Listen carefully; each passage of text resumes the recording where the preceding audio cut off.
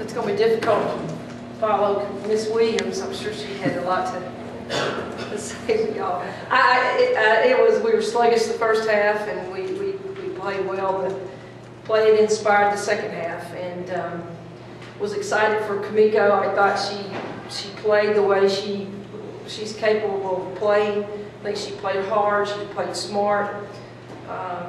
She was inspired. She's had some great practices, and I was just really excited for her and proud of her to get a chance to put a complete game together for her. But our defense, we held Alcorn State to 22%. That's the best we've done thus far, but we can get better. We always can get better.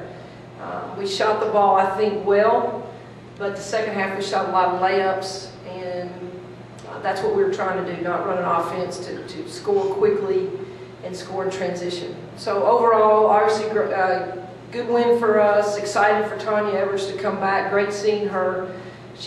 I think she's got an outstanding team. They play hard, and I told her that after the game. They play hard, and they'll do great in their conference.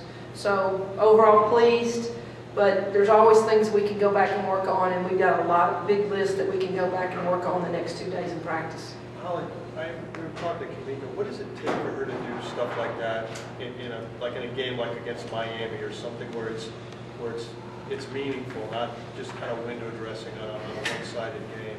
Well, Dan, I think it's confidence for her, and I've tried, as a staff, we've tried everything throughout her career. We've been tough on her, we've been easy on her, and I think we've kind of come to the conclusion we've got to have a little bit of a balance now with her coaching her, and we just can't stay on her all the time because she takes everything really personal.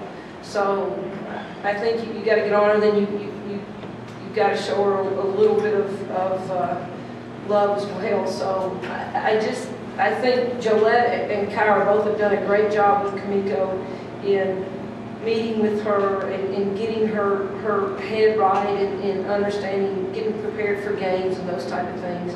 So they've worked really hard with her, and I think she's responding, and she's been responding to all of us. And then 6 players finishing double scoring. How pleasing is that as a head coach to see from your players? That means we're sharing the basketball and playing together, and we're not relying on one person. I love it. I would say I think our offense is a little bit ahead of our defense. We work more on our defense, so I don't know what that means to be, what kind of coaching I've been doing, but we're putting them in position to score and get good looks. I thought at times we haven't given them good looks.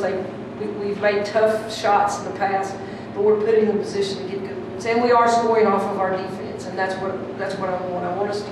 Second half, all we cared about was scoring in transition and just spreading the floor and playing together. So, and I thought second half we settled down and did that. Holly, the turnovers, 19, you can't be real happy with them. Burdick had 5. Were they just preying on her, with some of their smaller players?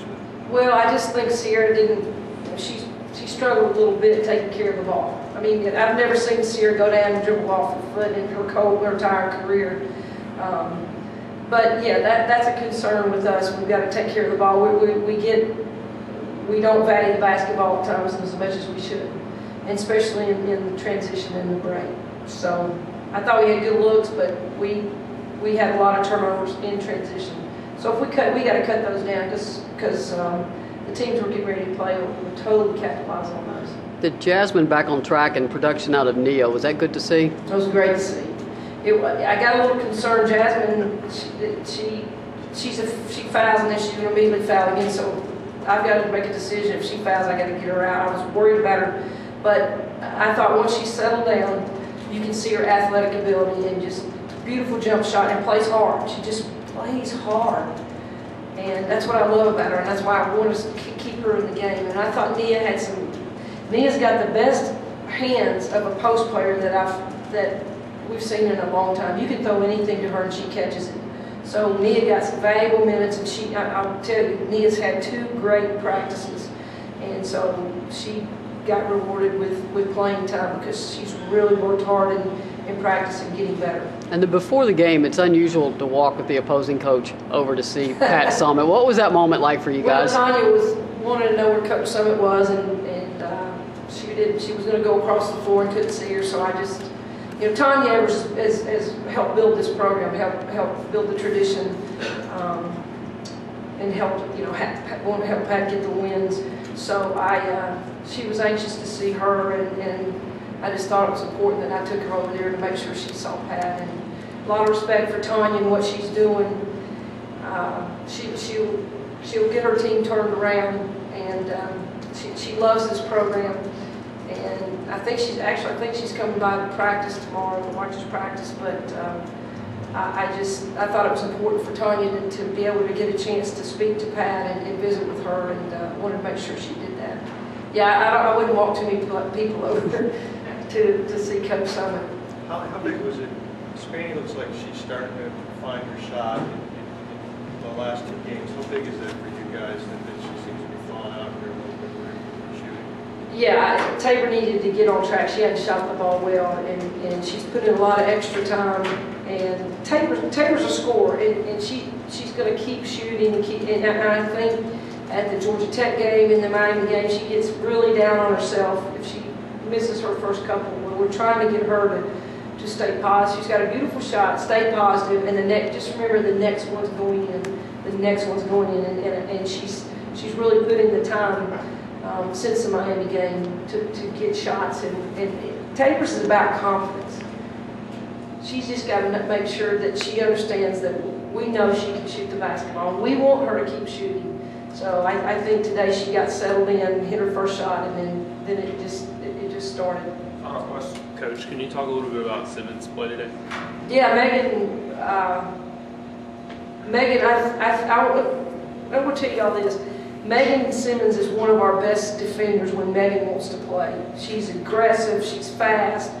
And I thought Megan came out and got after the basketball and did what I know Megan can do. And when she does that, and then and her offense goes, she is one of the quickest players I've ever seen with the basketball.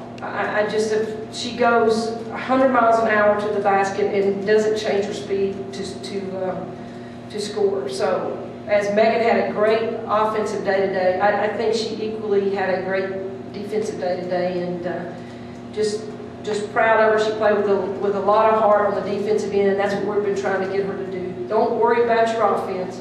Let's start on the defensive end, and that'll allow you to come and help you get easy buckets on the offensive end. But when she's scoring and playing defense, she's a special player, special young lady. All right, Coach. Thank you very much.